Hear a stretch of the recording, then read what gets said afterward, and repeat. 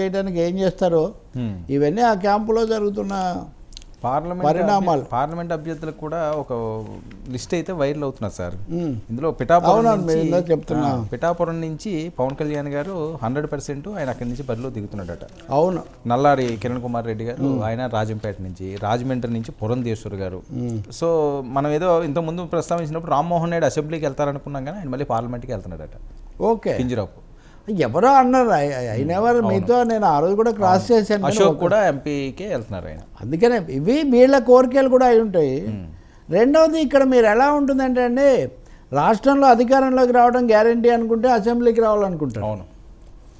అంతా ఇది కాస్త రఫ్ ఫైట్గా ఉంటుంది, ఛాలెంజింగ్గా ఉంటుంది. అటు ఇటు కావచ్చు అనుకున్నప్పుడు ఢిల్లీలో ఉంటే పార్లమెంట్ సభ్యులకు పర్మిట్లు అవన్నీ కూడా చాలా ఎక్కువగా ఉంటాయి ఆ విధంగా చూస్తే కంపారిటివ్గా.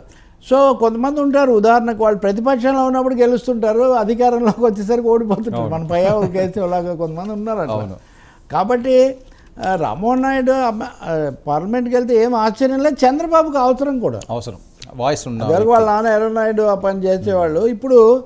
ఇప్పుడు ఎవరు వాయిస్ కావాలి కదా. అవును. మీరు ఇంకోటి కూడా గుర్తించండి, వర్స్ట్ కేసులో పోస్ట్ పోల్లో మళ్ళీ జగన్ తిరిగి వచ్చిన తర్వాత పార్టీని కాపాడుకోవడం అనే లక్ష్యం కూడా చంద్రబాబు ఆలోచిస్తే, అందరూ అన్నీ ఆలోచించాలి కదా యుద్ధంలో. ఆలోచిస్తే ఢిల్లీలో తనకు వాయిస్ ఉండేవాళ్ళు కావాలన్నది ఒకటి.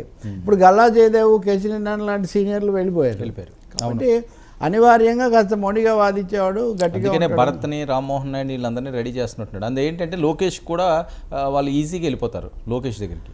నిజం చెప్పాలంటే 2016-17 ఆ ప్రాంతాల్లో తెలుగుదేశం వచ్చిన కొత్తలో ఒక యంగ్ బ్రిగేడ్ అని వీళ్ళందరితో తయారు చేసుకున్నారు వీళ్ళు, చంద్రబాబుతో నిమిత్తం లేకుండానే. కానీ భారతదేశంలో ఒక సమస్య ఏంటంటే, యూపీలో, బీహార్లో అది జయప్రదమైంది, కానీ దక్షిణ భారతంలో తండ్రి ఉండగానే కొడుకు వచ్చి పెత్తనం కనుక చేస్తే అది కొంచెం నెగిటివ్ అవుతుందనే ఒక అభిప్రాయం ఉంది. అందుకే కరుణానిధి జీవితాంతం స్టాలిన్ను కార్యదర్శిగా, ఉప ముఖ్యమంత్రిగా అట్లాగానే ఆపాడు, కానీ ఎప్పుడు పగ్గాలు అప్పగించలేదు. ఆయనకు పాపం దాదాపు 70 ఏళ్ళు వచ్చాయి. అప్పటి నుంచి నాన్న పక్కన వెనక నడుస్తూనే ఉన్నారు.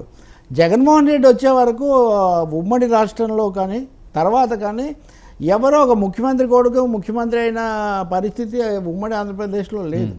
జగన్ కూడా వాళ్ళ నాన్న చనిపోయాక పార్టీ మీద తిరుగుబాటు చేసి ఏడాదికి ఎప్పుడో పార్టీ పెట్టాడు. కానీ ఇక్కడ వారసులు, కుటుంబస్తులు ఉంటారు, కానీ అది మరీ ఎక్కువగా తీసుకోరు మన ప్రజలు. అది మీరు కేటీఆర్ విషయంలో కూడా ఆ సమస్య చూస్తారు.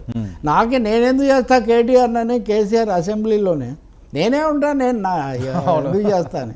కాబట్టి లోకేష్ అన్ని కాలింగ్ ది షాట్స్ అన్నీ అతనే నడిపిస్తున్నాడు అనే ఇంప్రెషన్ రాకుండా చంద్రబాబు నాయుడు చాలా జాగ్రత్త పడుతున్నాడు ఖచ్చితంగా.